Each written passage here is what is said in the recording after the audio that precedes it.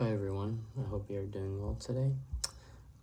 Just wanted to come in here and share the overview of the Gospel of Luke, chapters 4, 5, and 6. And wow, a lot of things happen. In chapter 4, we begin with the story or the account of Jesus' temptation in the wilderness by the devil. And it's so interesting how Satan comes and paints this narrative to Jesus that he's the one in charge of the world. And at the time of arrival of Jesus, we can agree based on the sin that Adam and Eve committed, right?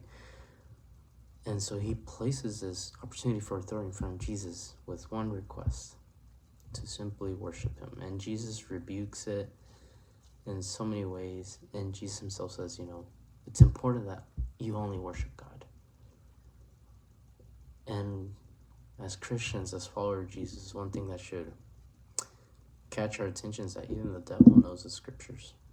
And he's quoting it to Jesus. And so notice how Jesus responds. We read of other stories of healing in the gospel, in the chapter 4, and even into chapter 5, we read this miraculous story where before they become official disciples, Jesus meets this man by the sea and he takes him out to go fishing. And it's so interesting how they respond, well, we spent all night, but we didn't catch anything. And Jesus says, just trust. So they believe him. And Jesus makes the calling to them. Jesus continues to heal. We have an account of him healing sins. And the calling of Matthew in the Gospel of Luke, his name is Levi here, but it's still Matthew, as we know. Then in chapter 6, we read some accounts of Jesus healing on Sabbath. His disciples are doing certain things on Sabbath, and so it becomes a challenge of authority. Why is Jesus doing these things? Why is he allowing his disciples to do certain things? And Jesus says, look, even God is the owner of Sabbath.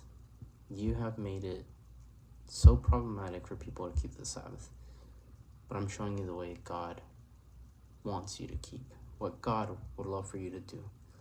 And then we get a condensed version of the Sermon on the Mount as we read back in the Gospel of Matthew, chapters 5, 6, and 7. It's all condensed here at the rest of chapter 6. And notice how Jesus is preaching in this context. And if you have time and you'd like you to compare chapter 6 of Luke to Matthew chapters 5, 6, and 7.